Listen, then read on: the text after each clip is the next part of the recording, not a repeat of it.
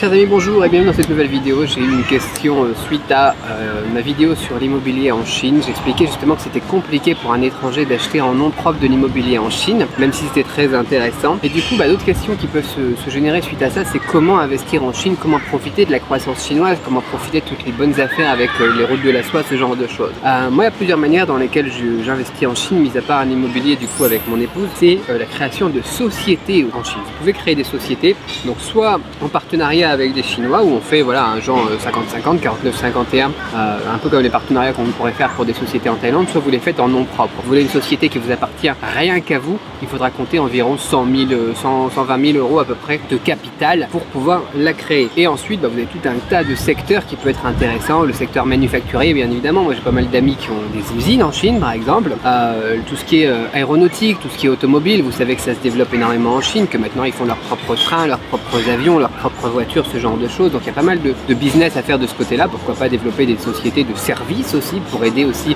ces boîtes chinoises à faire du marketing, ce genre de choses. Moi vous savez que je travaille aussi avec des boîtes chinoises pour les aider à faire leur marketing. Ensuite qu'est-ce qu'on a aussi, le secteur du tourisme. Ça peut être très intéressant, notamment pour les régions un plus centrales de la Chine qui sont vraiment en quête de touristes. Elles sont de plus en plus présentes. Par exemple, moi, la région du Guizhou dans laquelle je réside en Chine, elle est maintenant présente en français sur les réseaux sociaux. Le secteur de la santé aussi est très intéressant pour investir aussi. Par exemple, si vous êtes, je sais pas moi, la famille Mullier en France qui veut faire des maisons de retraite en Chine, ça pourrait être aussi un marché très porteur. Qui regarde ça, contactez-moi, ça peut être intéressant. Parce que c'est une population vieillissante et que nous, eh bien, en Occident, on a des services qui sont très poussés, on a des services très qualitatifs au niveau de tout ce qui est médical, maison de retraite, etc.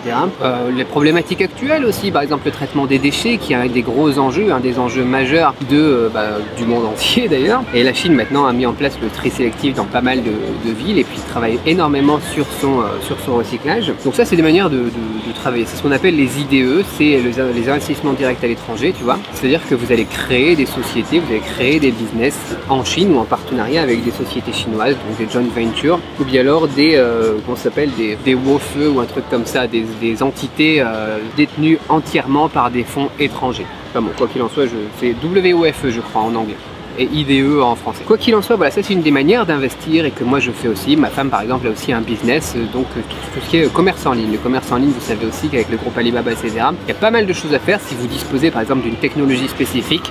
Ça peut être intéressant de se rapprocher aussi des Chinois. Ça c'est une première chose, ouais, les investissements plus directs. Autre chose que l'on peut faire pour profiter de ça, c'est tout ce qui est actions en bourse. On a pas mal d'actions qu'on peut attaquer en tant qu'investisseur étranger. On a les actions qu'on appelle les actions A qui sont assez difficiles d'accès parce qu'elles sont en monnaie locale mais pas impossible à voir vous avec vos traders, etc. Moi je travaille plus vraiment avec la France pour tout ce qui est bancaire. Ou les actions B. Les actions B c'est quoi? C'est des actions qui sont issues en dollars américains ou en Hong Kong dollars, du coup qui sont très faciles d'accès pour des portefeuilles, des portfolios, donc actions tout simplement. Peu importe où vous êtes situé dans le monde, vous devrez trouver des actions, par exemple, je sais pas moi, des ETF sur la bourse de Shanghai. Les ETF c'est les trackers, je sais pas comment on dit en français quoi, et c'est très porteur depuis, notamment ça monte, ça s'arrête pas de monter depuis à peu près 2013, 2014 ou 2015, 2016, je sais plus. Bon, ça c'est une manière de faire. Après dans les trackers on en a plusieurs aussi, on a des trackers sur tout ce qui est tourisme, on a des trackers sur tout ce qui est immobilier, etc. Donc voilà, c'est de la bourse après. Donc pourquoi pas investir au niveau de la bourse. C'est un petit peu plus risqué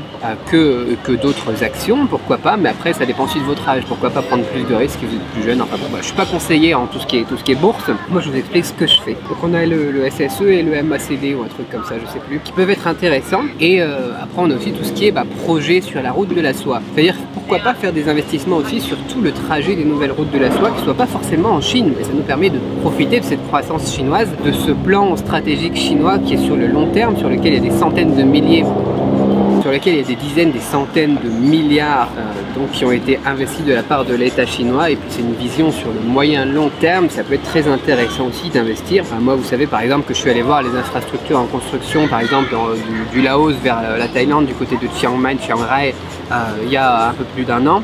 Moi si je suis fixé à Pattaya aussi et que j'ai des investissements immobiliers à Pattaya aussi, c'est parce que on a des lignes suite aux routes de la soie, par exemple une ligne de TGV Pattaya-Bangkok qui va se développer. On est aussi sur ce qu'on appelle le EEC, le East Economic Corridor Special Zone, c'est-à-dire qu'on va avoir toute une nouvelle zone économique sur l'est de la Thaïlande qui est faite pour attirer les investissements étrangers. Beaucoup de sociétés vont venir s'installer ici parce qu'il va y avoir des zones comme des zones franches, des zones avec des taxes moins moins haute, plus intéressante, tout simplement pour attirer les investisseurs. C'est quelque chose qui est donc vis-à-vis de la politique ici qui est très important, donc les choses vont prendre de la valeur, donc pourquoi pas aussi investir en Thaïlande, ce genre de choses. Ça fera l'objet d'une autre vidéo aussi, investir en Thaïlande, pourquoi pas. Mais voilà, tout le long des routes de la soie, il y a quelque chose à faire, que ce soit en Chine ou en dehors de la Chine. Vous regardez par quelle ville ça va passer, et moi c'est ce que j'ai des amis qui font ça en Chine, ils investissent dans les villes chinoises dans lesquelles la route de la soie va passer, et certains de leurs biens immobiliers ont déjà doublé de valeur en genre 2-3 ans. Comme je vous ai dit, l'immobilier pour vous ça sera un petit peu plus compliqué, mais pourquoi pas